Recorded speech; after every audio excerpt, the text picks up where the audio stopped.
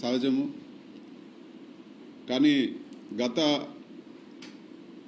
కొన్ని రోజులుగా జరుగుతున్న హింసాత్మక ఘటనలు చాలా బాధాకరము.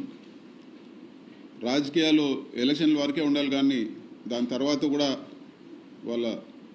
ఈరోజు చాలామంది కార్యకర్తల్ని దౌర్జన్యంగా గాయపరచడము, అదేవిధంగా ఇల్లులు కూల్చేయడము, జేసీబీలు పెట్టి వాళ్ళ వ్యాపారాల్లో దెబ్బతీయడము, అదేవిధంగా చాలామంది పైన ఈరోజు దాడులు జరిగిన పరిస్థితి అందరూ కూడా చూస్తూ ఉన్నాము. ఇవన్నీ కూడా ఒక మంచి ప్రెసిడెంట్ కాదు. అధికారం ఇప్పుడు కూడా శాశ్వతం కాదు. ఎన్నో పార్టీలు ఎంతోమంది అధికారంలోకి వచ్చారు, పోయారు. కానీ ఈ విధంగా కార్యకర్తలపైన దాడులు చేయడము, ఇల్లులు కొట్టడం, ఇవన్నీ కూడా కొత్త పద్ధతి. ఎప్పుడు కూడా ఈ విధంగా రాష్ట్రంలో జరగలేదని చెప్పి కూడా మేము తెలియజేస్తాను. ప్రజలు మ్యాండేట్ ఇచ్చారు మీకు. మీరు ఏవైతే ప్రామిస్ చేశారో, మీరు ఏవైతే మంచి పనులు చేస్తారో అవన్నీ కూడా చేయండి.